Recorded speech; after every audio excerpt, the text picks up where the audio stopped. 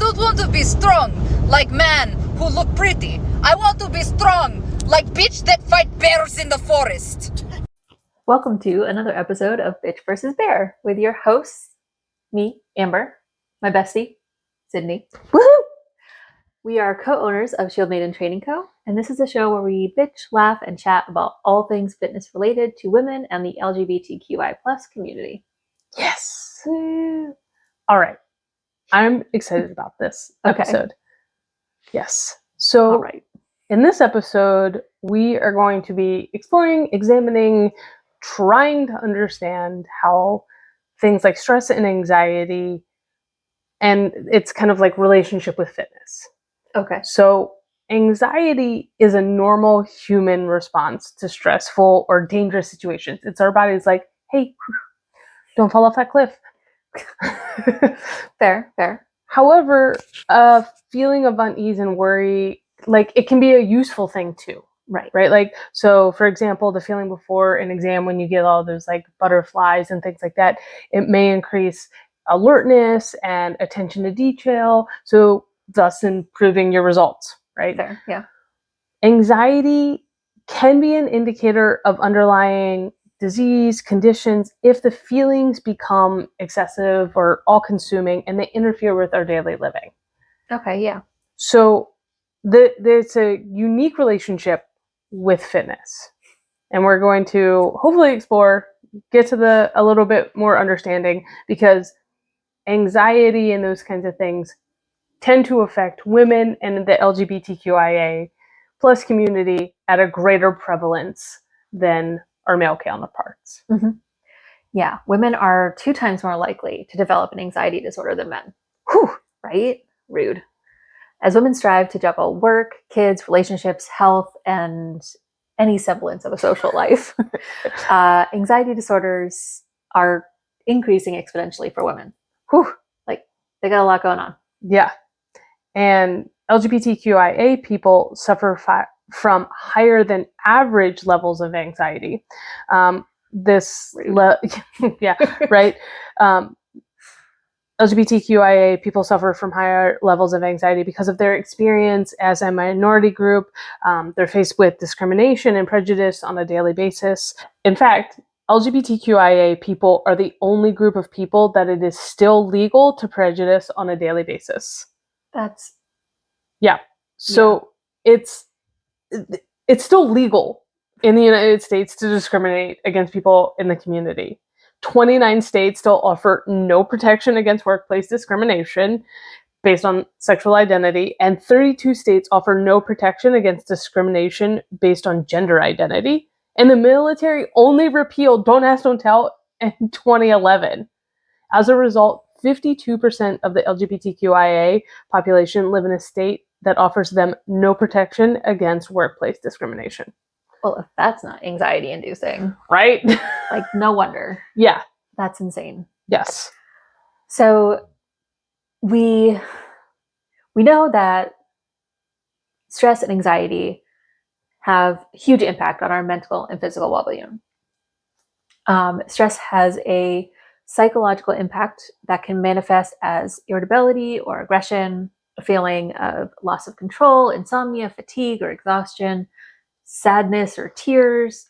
It can affect concentration and memory and cause memory problems and so much more. Yeah. Yeah. Stress and anxiety. It's not great. Okay. But there is a key. There's a hack. There's some hope. There's some hope. Exercise can help manage stress and anxiety. Woohoo. Yeah. So during physical activity, stress hormones like adrenaline and cortisol are reduced. So we talked a little bit about kind of the chemicals in our brain on our last episode. It also stimulates the production of endorphins, which are like the body's natural painkillers and mood boosters. Like base level endorphins, yay. Good stuff. Yeah, exactly. So, we like to give our listeners strategies so that they can maybe start to incorporate some positive things into their routine. Mm-hmm. So here are some strategies for how to cope with stress and anxiety through exercise. Ooh, Yeah. This is Sid's happy place. this is my happy place. Yes. So really, all types of exercise are beneficial for managing stress and anxiety. Perfect. Yeah, exactly. Perfect. Great. All you have to do is move. Like almost any physical activity can help decrease stress. So walking, jogging, biking, gardening, swimming, yoga, all of those are great options. The key to What is the key?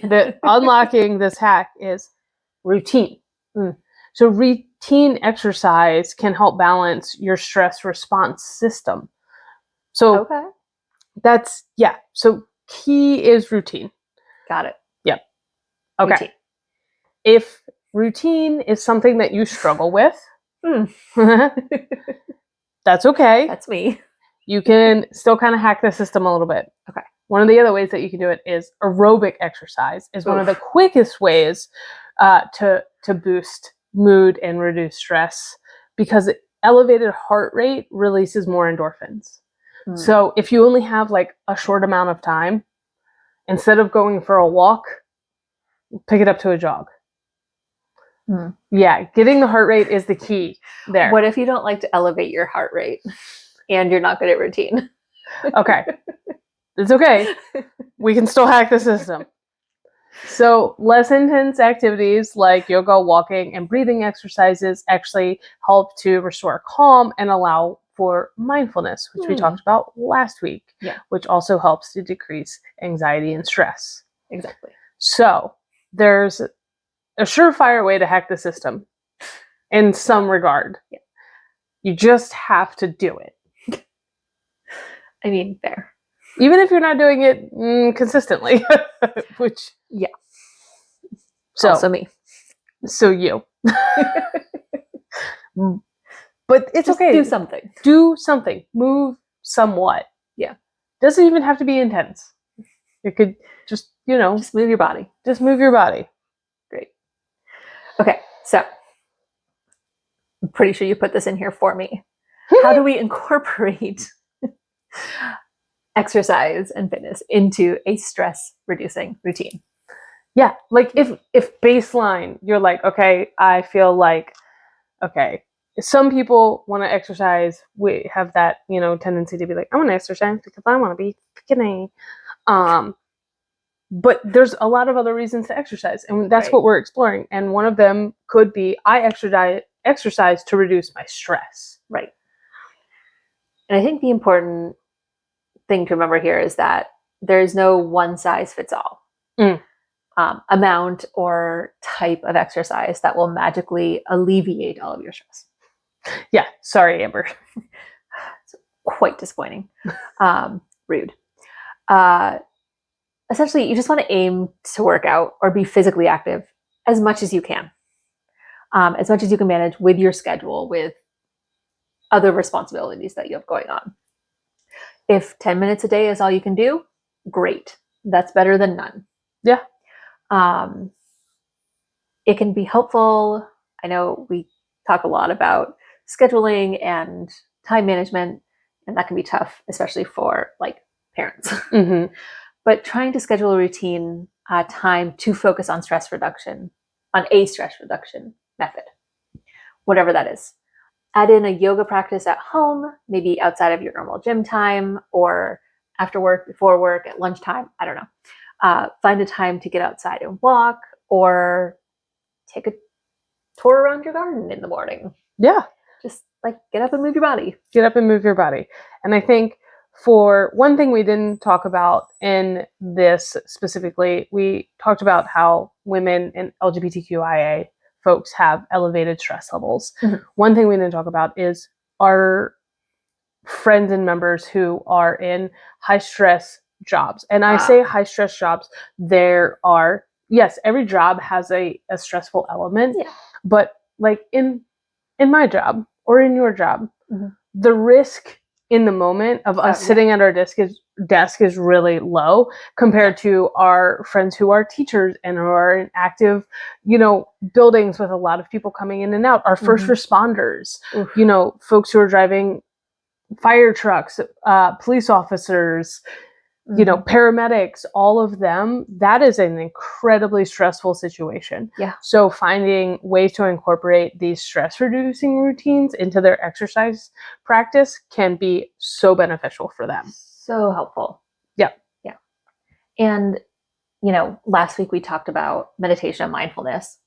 And I think those things for these high stress jobs are super important. And they can be done anywhere. Yeah. Like you're sitting in your rig on break, like practice a little 5-minute meditation. Yeah. I understand that's going to be a little tougher for teachers because like there's a lot going on in schools, but like if you can find a few minutes to like meditate, practice mindfulness, be calm, and try to relieve a little bit of stress during your day can be really helpful. Even if it's like, you're before you leave school as a teacher, you go out to your car and you do, a meditation practice sitting in your car in the parking lot. Yeah. So you can leave that there. So you can then be, in a better headspace to go to the gym. Because I know a lot of our teacher listeners say it's really hard for me after having been up early, being social all day. Oof. Like, I can't even imagine. I mean, I'm an extrovert and that's still draining to be on all day. And then you have to go to the gym. Like you kind of got to get your head in the right space. Yeah. So, leave the stressors, leave the worries, leave that at your workplace. Yeah. And really try to make non-work time. Yes. And it's, so difficult now with so many of us working from home. So many things bleed into one another. And I think this is another thing where it's like, okay, what stress am I bringing home with me that I didn't used to bring home with me because I had a clear division? Yeah. So maybe using, an exercise movement, even if it's not like a full workout, like maybe your separation between work and, home life, personal life is I'm going to step outside and take a 5-minute walk, or I'm going to do a yoga routine. I'm going to sit and do a meditation. I'm going to do 100 air squats. Yeah. You don't even have to leave your house. You can just do that. But that's your delineation of, okay, I am done with work. I am leaving that stress. And now it is personal time. Yeah. Yeah. And 100 air squats would get your heart rate elevated. It would. It's a lot of squats. 25 jump squats. And yeah. My neighbors would love that. You maybe up to you. Up to you. Days. Okay, so I like how we've explored a little bit of that. Is there anything that you do right now that helps you reduce your stress or anxiety as it pertains to physical fitness? I want to say yes and be a good example, but there's not a lot. No, it's definitely something I need to work on. I think getting out and going rock climbing. We've been doing that, or I've been doing that a few nights a week, or a few days a week. And I think that's really helpful because it is an exercise that takes a lot of concentration and like focus. So I think it's really helpful for like getting whatever might be percolating in my mind out and just like being able to focus on something. I think last week we talked a little bit about I do have my hatch. Yes. Hashtag hatch, sponsor us. I do have my hatch set up to run through a meditation as part of my sleep routine. So before I go to bed, I'm focusing on something else other than whatever thoughts are running through my mind. Yeah. What about you? What do you do too? Well, one of the things actually that we started doing and has been really helpful is going for a morning walk. So we've switched up our kind of like bedtime routine and things, and we're getting a pretty high quality of sleep, which means we're waking up kind of naturally at early.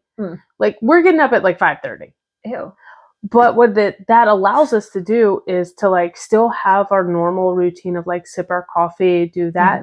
But there's now a little bit more time where we can be like, okay, we're actually going to go for a walk and we're going to take the dogs for a walk. And it's been a really great way in the morning. Nobody's up and moving at 6 a.m. Like very little, you know, and it's just been really nice, especially with the weather getting nicer and things like that too. So that is something that we've kind of started to incorporate, and that has, it seems to have helped the stress. Nice. Not that, you know, I don't necessarily have the most stressful job, but it's just one of those things where it seems to be able to like kind of set a good tone for the rest of the day and keep everything like balanced. And I think Shelby would probably say the same thing.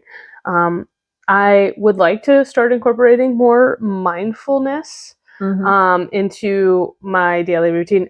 We used to, when we lived in Maine, I would call it the tour de garden. Every morning we would go outside with our coffee and walk and do a lap around our gardens, because like we had vegetable gardens and things like that, and just see like what new flowers were blooming and stuff like that. And I want to bring that back because it was lots of fun, and it was just like before we went to work, it was really great. And it was always fun to see like what new things were happening in the garden, because like if there's one thing as an adult that I never thought I'd be into, it would be gardening.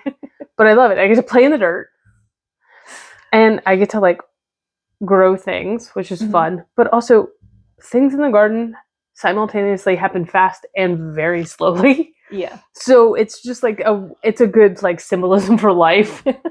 Like everything is moving, everything is happening, and yet it's still kind of like maturing slowly, but also everything's happening very quickly. Yeah. So gardening, yeah.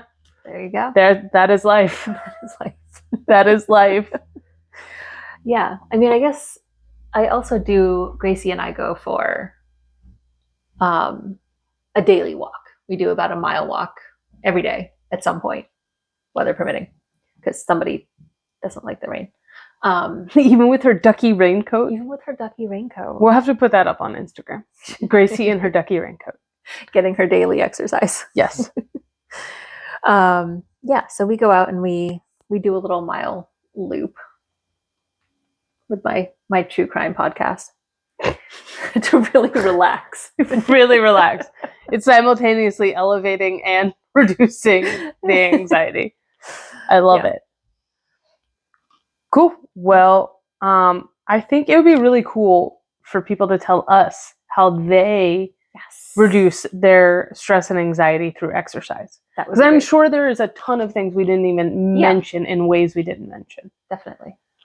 Or if you found one of our ways helpful and want to incorporate it, also let us know, because that's helpful too. We love to hear that. Yeah. I usually just hear from my mom. Which is great. I love hearing that, you know, she's listening and incorporating things, but it's cute. Every once in a while when we're talking, she's like, oh, I listened to that episode and I started doing XYZ, or I'd never thought of XY. That's awesome. I love that feedback. So yeah, let us know if you have tried any of this and found it helpful. Yeah. Cool. And maybe don't tell us if it wasn't helpful. Yeah, we don't want to know. Positivity only. Hashtag positivity only. Well, I think that's a wrap for this week. I guess that's it. So nice, short and to the point episode. Yeah, short to the point, just like me. Leave your comments, follow, like, subscribe, do all the things. You know what to do. Keep listening, and we'll see you next week, or you'll hear us next week, and maybe see us. If and you're maybe one of see those us. 8 subscribers on YouTube. Yeah. Also, go to YouTube. Like, you can also see us. Yeah. Cool. Awesome. And that's a wrap.